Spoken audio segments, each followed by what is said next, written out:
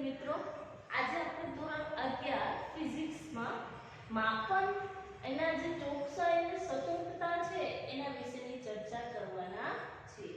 તો પહેલા તો માપન ભૌતિક રાશિ જે ભાઈ વિજ્ઞાન અને ટેકનોલોજીનો મુખ્ય આધાર છે ને એ માપન પર રહેલો છે।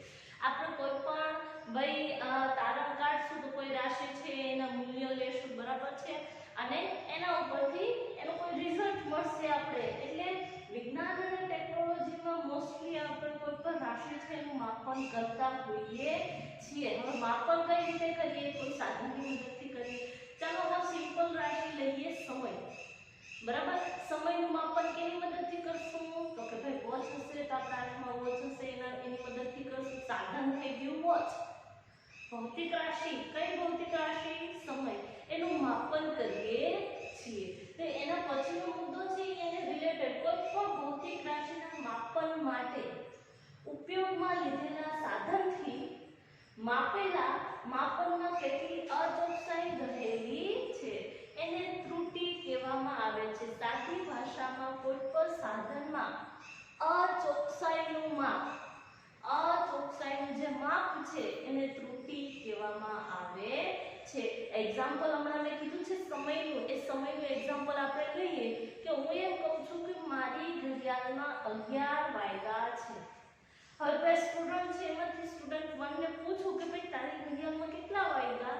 તો એ કહે છે કે મારી ઘડિયાળમાં 11:15 થયા, બરાબર। રાશિ સમયનું જ માપન કર્યું છે। પરફેક્ટ ટાઈમ કેટલો છે? તો હું એમ કહું કે 11 છે એ સાચું મૂલ્ય છે, એટલે 11 વાગ્યા એ સાચું મૂલ્ય છે। સ્ટુડન્ટ 1 એમ કહે છે કે 11:15 થયા છે, એટલે એની ઘડિયાળમાં અચોકસાઈ કેટલાની છે? તો કે 15 મિનિટની ભૂલ છે, પાછળ છે 15 મિનિટ, બરાબર છે। એટલે એ જે 15 મિનિટનું ભૂલ જે છે, એરર છે, એને આપણે શું કહેશું? તો કે ત્રુટિ। અચોકસાઈનું માપ, અચોકસાઈ કેટલાની છે? કેટલાની એરર છે? 15 મિનિટની છે। એટલે એ અચોકસાઈ જે છે એના માપને ત્રુટિ કહેવામાં આવે છે। સ્ટુડન્ટ 2 ને પૂછું તારી વોચમાં કેટલા વાગ્યા? એ કહે છે કે 11:05 થઈ, બરાબર। તો એની વોચમાં પણ 5 મિનિટ આગળ, બરાબર, 5 મિનિટ શું છે? આગળ છે સમય, એટલે એ પણ 5 મિનિટની શું બતાવે છે? ભૂલ બતાવે છે, પ્લસ છે માઈનસ છે એવું છે, બરાબર છે। અચોકસાઈનું જે માપ છે એને ત્રુટિ કહેવામાં આવે છે। આ ધ્યાનમાં રાખવાનું છે।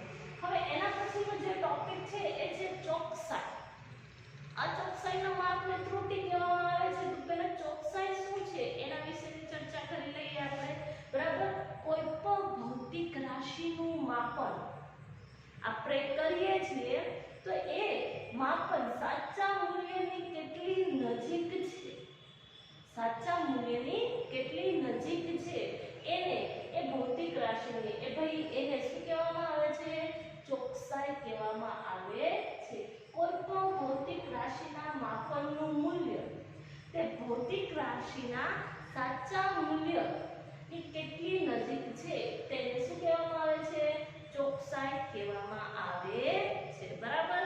હમણાં જે એક્ઝામ્પલ લીધું એને જ પકડીએ પાછા, બરાબર, કે 2 વોચ હતી, સ્ટુડન્ટ 1 એમ કહે છે કે 11:15 થયા છે, સ્ટુડન્ટ 2 એમ કહે છે કે 11:05 થઈ છે, સાચું મૂલ્ય 11 છે। તો 11 ની નજીક કયું થયું? તો કે ભાઈ 10:45 નહીં પણ 11:05 એ શું થશે? સાચા મૂલ્યની નજીક। પણ 11 હજી દૂર થઈ ગયો, 11:05 નજીક થાય છે, એટલે 11:05 એ વધારે નજીક છે। એટલે સ્ટુડન્ટ નંબર 2 એની ચોકસાઈ કેવી છે? તો કે એના સાધનની ચોકસાઈ વધારે છે એમ કહી શકાય, બરાબર છે। હજી એક એક્ઝામ્પલ આપણે અહીંયાથી છે, બરાબર છે, કે કોઈ પણ આપણે કોઈનું માપન, કોઈ વસ્તુની માપન, લાકડાનો ટુકડો લીધો એની લંબાઈનું માપન કર્યું, કેટલું થયું છે? તો કે 3.678 સેન્ટીમીટર એ એનું સાચું મૂલ્ય છે, બરાબર છે। હવે બે સ્ટુડન્ટે એનું માપન લીધું, એક સાધનની મદદથી માપન એક સ્ટુડન્ટે કર્યું, એને 3.5 એની મીટર પટ્ટી લીધી, એની મદદથી કર્યું, એને મેળવ્યું છે 3.5 સેન્ટીમીટર, બરાબર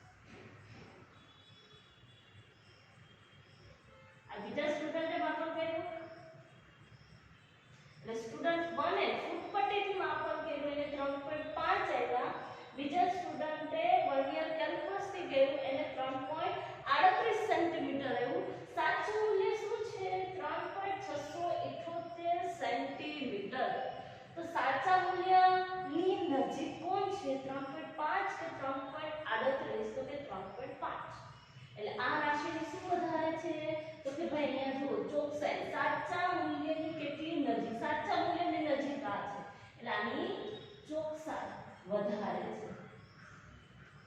સચોટતા આની શું વધારે છે તો કે ચોકસાઈ વધારે છે.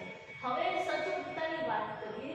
કોઈ ભૌતિક રાશિનું માપન કેટલા વિભેદન કેટલા સૂક્ષ્મ માપન સુધી કેટલી સીમા સુધી કરવામાં આવ્યું છે એને સચોટતા કહે છે. હમણાં ઘડિયાળની જ વાત કરીએ. હવે એનાલોગ અને ડિજિટલ વોચ બે આવશે બરાબર છે.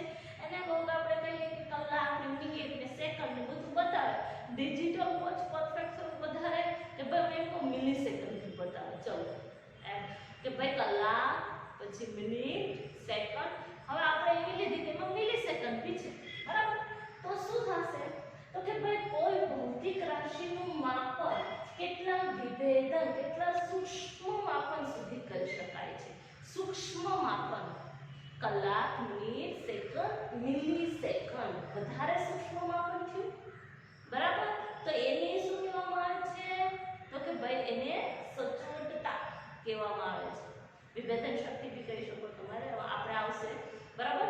સચોટતા કોને કહેવાય તો કે વધારેમાં વધારે સૂક્ષ્મ માપન કોણ કરે છે બરાબર એ સાધનની સચોટતા વધારે છે. સમજાય છે તમને શું કહેવા માંગુ છું કે ભાઈ સચોટતા એટલે શું તો કે વધારે સૂક્ષ્મમાં સૂક્ષ્મ માપન. એટલે અહીંયા જે છે એ બે એક્ઝામ્પલ લીધા હતા કે એક અવલોકન 3.5 બીજું અવલોકન 3.38.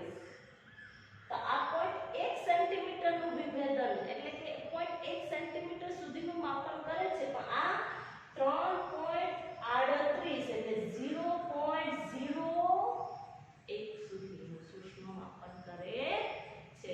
એટલે અહીંયા જે છે વધારે સૂક્ષ્મ માપન કોણ કરે છે 3.5 3.38 તો કે 3.38 વધારે સૂક્ષ્મ માપન છે માટે 3.38 વધારે સૂક્ષ્મ માપન આપે છે માટે એની સચોટતા કેવી છે વધારે છે. એટલે સાવ સિમ્પલ છે ટોપિક કઈ બહુ ડિફિકલ્ટ નથી. સચોટતા જ્યારે કહેવામાં આવે ત્યારે વધારેમાં વધારે સૂક્ષ્મ માપન વિભેદન વધારે સૂક્ષ્મ માપન કોણ કરે છે એની સચોટતા વધારે છે. એટલે આપણે આની કહી શકીએ કે સચોટતા વધારે છે બીકોઝ આ છે વધારે સૂક્ષ્મ સુધીનું માપન કરીને આપે છે.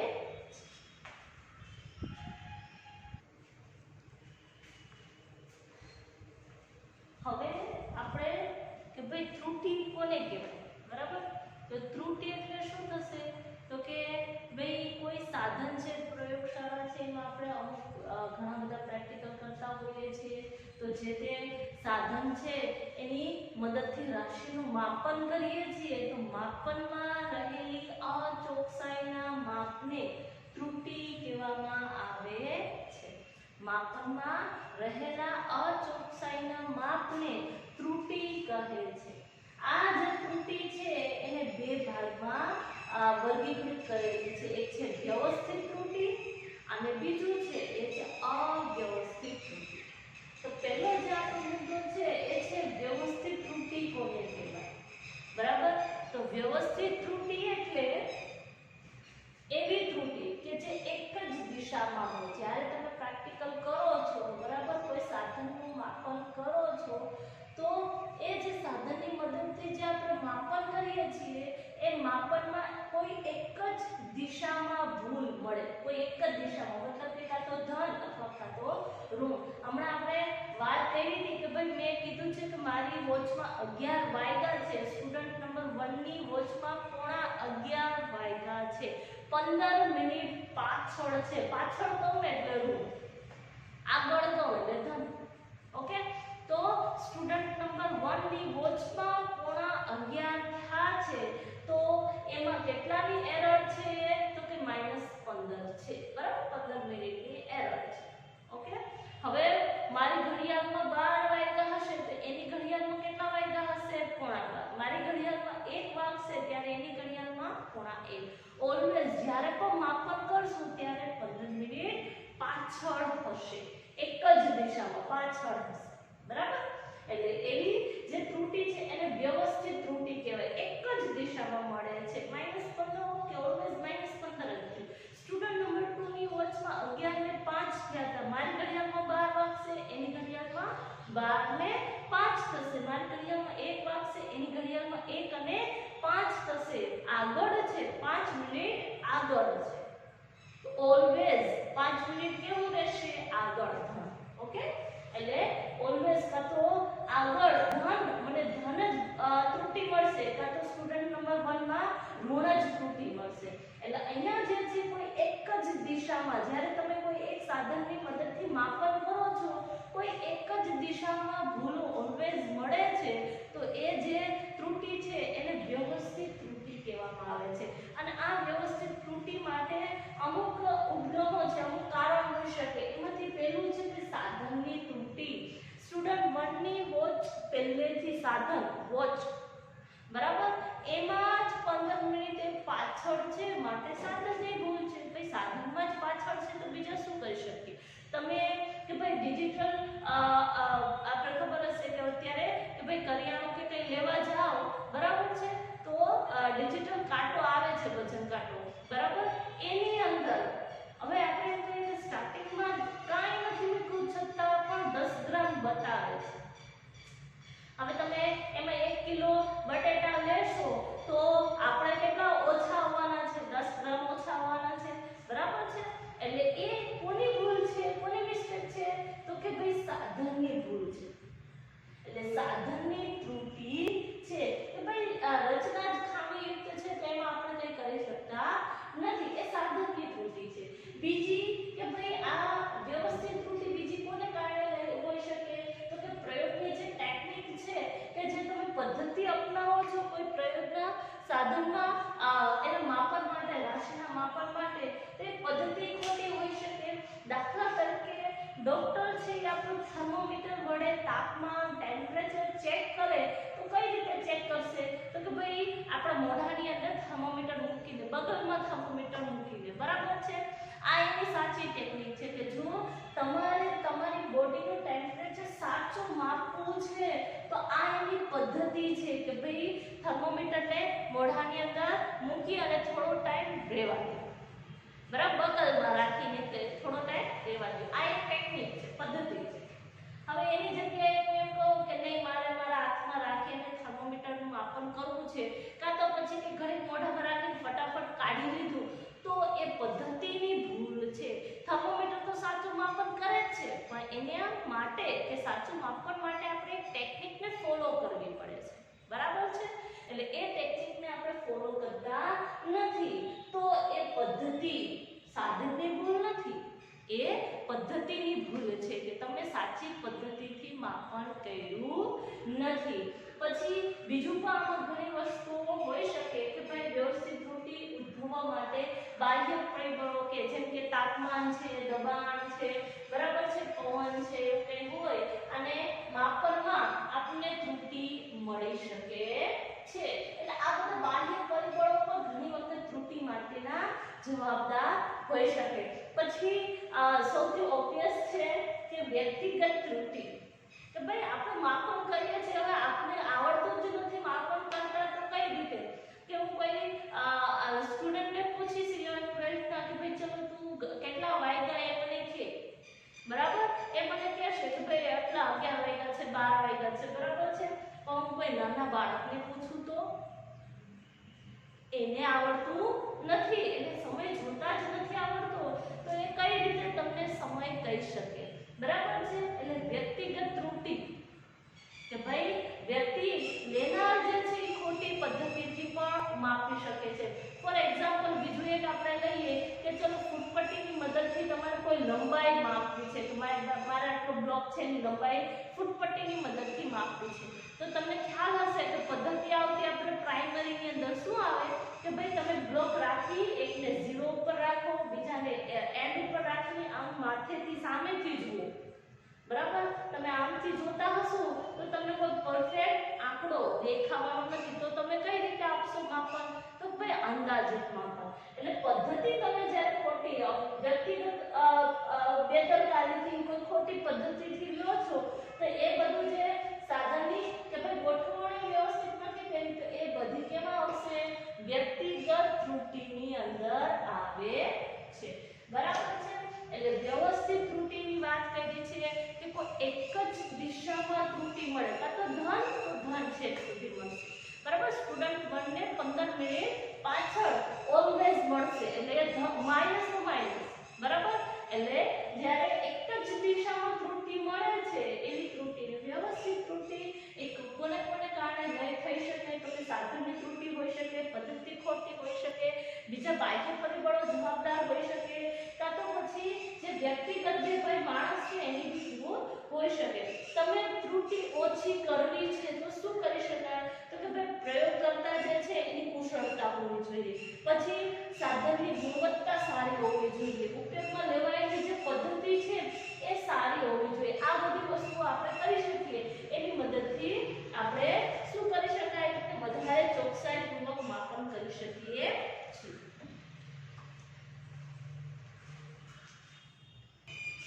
હવેનો જે આપણો ટોપિક છે એ છે અવ્યવસ્થિત ત્રુટિ બરાબર વ્યવસ્થિત ત્રુટિ આપણે શીખી ગયા છીએ હવે અવ્યવસ્થિત ત્રુટિ વ્યવસ્થિત કરતા ત્રુટિઓ છે એટલે વ્યવસ્થિત ત્રુટિમાં કાં તો ધન જ ઋણ તો ઋણ જ ત્રુટિ મળે છે એની જગ્યાએ અવ્યવસ્થિત ત્રુટિમાં પ્રયોગ કરતી વખતે જ્યારે અવલોકન પર અસર કરતા પરિબળોમાં બરાબર પરિબળોમાં અનિયમિત ફેરફારોને કારણે અવલોકનમાં જે ત્રુટિ ઉદ્ભવે છે અનિયમિત પરિબળોને કારણે કોઈ ત્રુટિ ઉદ્ભવે છે તો આવી જે ત્રુટિ છે એને અવ્યવસ્થિત ત્રુટિ કહે છે કે ભાઈ તમે એક વખત અવલોકન કર્યું છે એક વખત ધન મળ્યું પાછું અવલોકન કરશું તમને કંઈક બીજા પરિબળો છે આંતરિક પરિબળો છે એને કારણે ઋણ મળે છે કે એક વખત ધન મળ્યું એક વખત ઋણ મળ્યું તો આવી જે ત્રુટિ હોય તો પ્લસ બી હોઈ શકે માઇનસ બી હોઈ શકે કઈ શક્યતા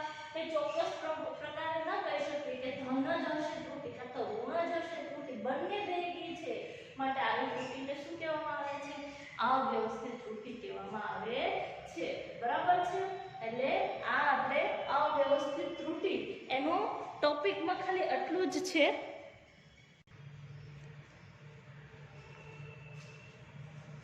હવે આપણે જે છે એ અવ્યવસ્થિત ત્રુટિની વાત કરી ત્યાર પછી આવે છે લઘુત્તમ માપ ત્રુટિ લઘુત્તમ માપ શક્તિ લગભગ તમે લોકો શીખી ગયા છો બરાબર છે પ્રાઇમરીમાં ને એમાં આ લઘુત્તમ માપ જ્યારે માપન માટે સાધન વડે માપી શકાતું જે નાનામાં નાનું મૂલ્ય છે એને શું કહેવામાં આવે છે લઘુત્તમ માપ કહેવામાં આવે છે બરાબર અહીંયા એક્ઝામ્પલ તરીકે મેં ફૂટપટ્ટી ડ્રો કરી છે બરાબર હવે ફૂટપટ્ટીમાં ફર્સ્ટ 0 પછી 1 2 3 4 5 6 7 8 9 અને 10 એ 1 મતલબ કે અહીંયા સુધીનું માપન એ કેટલું થયું 1 સેન્ટીમીટરનું છે પણ નાનામાં નાનું કેટલું માપન કરી શકે છે તો અહીંયાથી અહીંયા સુધી આ કેટલું થશે 0.1 સેન્ટીમીટર થશે 0.1 0.2 0.3 0.4 0.5 0.6 0.7 0.8 0.9 અને એના પછી શું આવશે 1 સેન્ટીમીટર એટલે નાનામાં નાનું જે માપન કરી શકે છે નાનામાં નાનું માપન તો એ કેટલું છે 0.1 સેન્ટીમીટર આને એનું લઘુત્તમ માપ કહેવામાં આવે છે બરાબર છે તો જે તે સાધનની સચોટતાની જ્યારે વાત કરીએ છીએ કેમ કે તમે ચોકસાઈ અને સચોટતા શીખી ગયા એની અંદર સચોટતામાં ક્લિયર આપણે કીધેલું છે નાનામાં નાનું સૂક્ષ્મમાં સૂક્ષ્મ જે માપન છે એને શું કહેવામાં આવે છે સચોટતા કહેવામાં આવે છે તો અહીંયા એ જ ટોપિક તમને કીધો છે જે તે સાધનની સચોટતા એનું શું છે લઘુત્તમ માપ જેટલી હોય છે કેટલી હોય સચોટતા એના લઘુત્તમ માપ જેટલી જે ફૂટપટ્ટીની કહીએ છીએ વાત 1 સેન્ટીમીટર સુધીનું માપન કરી શકે છે એની જગ્યાએ તમે વર્નિયર કેલિપર્સ લેશો તો એ 0.01 સેન્ટીમીટર સુધીનું માપન કરી શકે છે એટલે અહીંયા કે લઘુત્તમ કેલિપર્સનું માપ જે વર્નિયર કેલિપર્સનું જે લઘુત્તમ માપ છે એ 0.01 સેન્ટીમીટર એના કરતાં સૂક્ષ્મ માપન કરવું છે સ્ક્રૂ ગેજ લઈ લો એનું લઘુત્તમ માપ 0.001 સેન્ટીમીટર છે બરાબર છે એટલે વધારે જે સૂક્ષ્મ માપન કરી શકે છે ફૂટપટ્ટી 0.1 સેન્ટીમીટર સુધીનું માપન કરી શકે છે એનાથી વધારે નાનું માપન કરી શકે નહીં વર્નિયર કેલિપર્સ 0.01 સેન્ટીમીટર સુધીનું માપન કરી શકે છે અને સ્ક્રૂ ગેજ છે એ 0.001 સેન્ટીમીટર સુધીનું સૂક્ષ્મ સૂક્ષ્મ માપન કરી શકીએ છે. એટલે એના પછીનું જે આ જે લઘુત્તમ માપની જે ત્રુટિ કે ભાઈ તમે કોઈ વસ્તુ છે એટલે એવી કોઈ વસ્તુ અહીંયા મૂકી દીધી કે ચલો લાકડાનો બ્લોક મૂકો આનું તમે માપન કરો, બરાબર છે. તો કોઈ વ્યક્તિ માપન કરીને કહેશે કે ભાઈ ચલો 2 સેન્ટીમીટર છે, કોઈ વ્યવસ્થિત હશે તેને ઉપાડીને અહીંયા મૂકશે અને કહેશે કે નહીં ભાઈ 1.2 સેન્ટીમીટર છે. કોક બાજુમાંથી એમને જોઈને કહેશે કે 1.3 છે મેબી, તો એ 0.1 ની આમથી આમ ત્રુટિ શક્યતા છે, બરાબર. 0.1 વધારે તો કે 0.1 ઓછું કહી દે, બરાબર. એટલે લઘુત્તમ માપમાં જે ત્રુટિ છે એ અવ્યવસ્થિત ત્રુટિની અંદર આવે છે. આ જે ત્રુટિઓ છે એ ધન બી હોઈ શકે, ઋણ બી હોઈ શકે. માટે લઘુત્તમ માપની ત્રુટિ જે છે એ અવ્યવસ્થિત ત્રુટિની અંદર આવે છે. એટલે આ ત્રુટિને તમારે દૂર કરવી છે, કઈ રીતે કરી શકો? પ્રયોગ પદ્ધતિ, એમાં ફેરફાર કરીને સાચી પદ્ધતિ અપનાવીને વધુ સચોટતા વાળા સાધનો જે છે કે વધારે સૂક્ષ્મ માપન કરતા હોય એવા સાધનોનો ઉપયોગ કરી અને લઘુત્તમ ત્રુટિ જે છે એ આપણે ઓછી કરી શકીએ છીએ.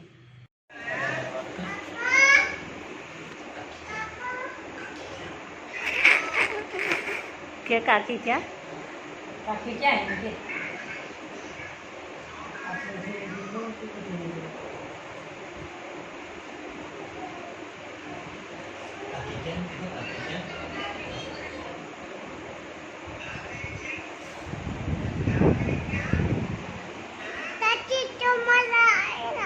दादी तुम्हारा है ना?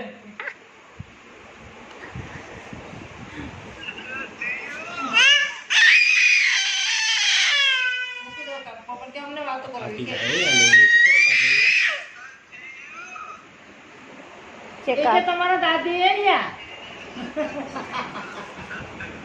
ક્યાં આવું કે આયા આવું ની